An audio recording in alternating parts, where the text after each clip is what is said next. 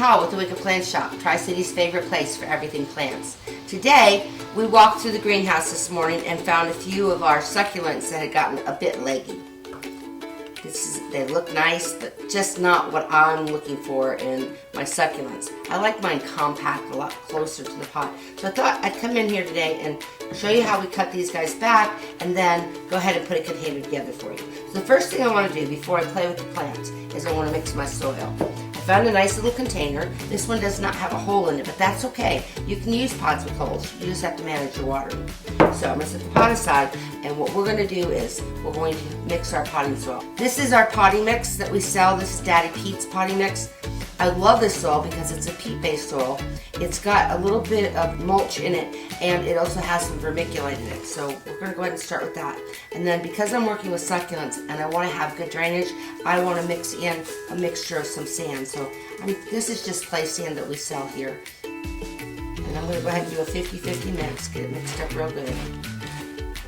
Now I don't have to put anything in the bottom of this pot because I know I've got succulents here, so I'll be careful with my watering. And I'm just going to fill the pot up with soil. Nothing special. I'm going to go ahead and tamp it down and push out any air that's in there, and then I'm going to go ahead and top it off. But leave a little bit of room because when I get done I want to finish my pot. So I want to make sure I've got room to put some pretty stuff on the top. Alright, so my pot, my potting soil. Now, what I need to do is I've got to go ahead and trim my plants. Now, the cool thing about this is when I cut these guys, I'm going to cut them out, but I can take this plant, return it back into the greenhouse, and she'll grow new heads, and I'll have her ready to sell in about 3 months. So, I'm not hurting the plant at all. If anything, I'm actually grooming her to look good. Oh, and by the way, I'm cutting right at a leaf node. Really important for that, because that's where the new growth is going to come out of. So I'll set that one aside. And now I've got 3 little plants that I can put in my arrangement. This particular one is a Gastrocedum. It's really a nice little plant, but it's notorious for stretching, so it needs a lot of bright light. The next one I have is an Aeonium. And this one I'm going to cut back the same way. Again, right at its leaf node. Give her a good cut.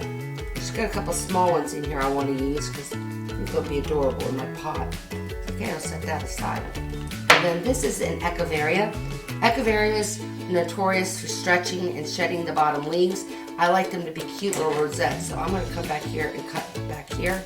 And if you take a look closely, there's a little baby. That will grow up and fill out that spot where that mother was.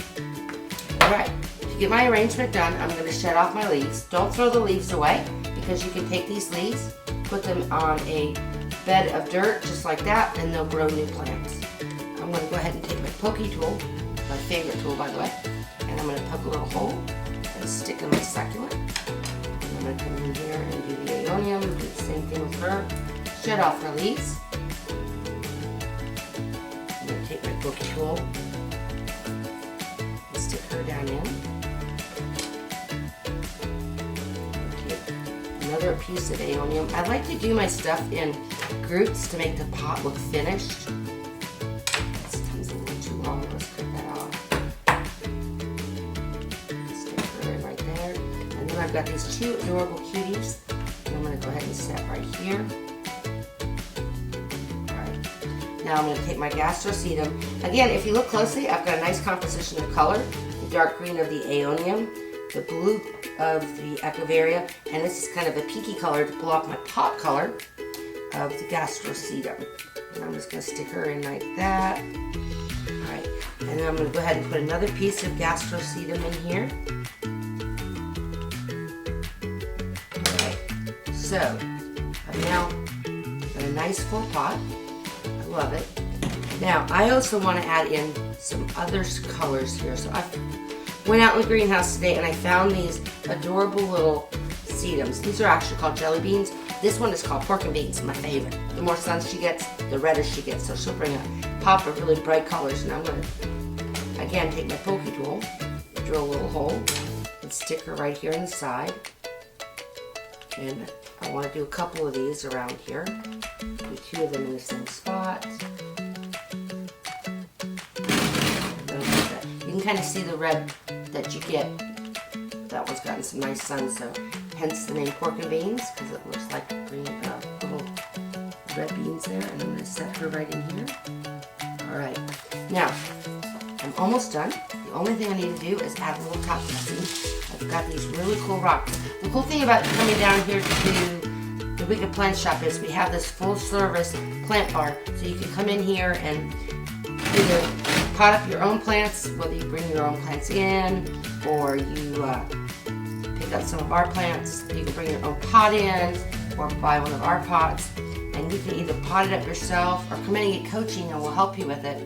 But then we have this full array of cool top dressing products that you can pick up. So it's a full service plant bar, one of the biggest and the best in the region. Alright, so I've chosen to put some of these little pink rocks in because I thought it would just add that extra little perk. And look at how amazing this is. Alright, so I took 3 plants that were really kind of ugly and turned it into this beautiful little arrangement.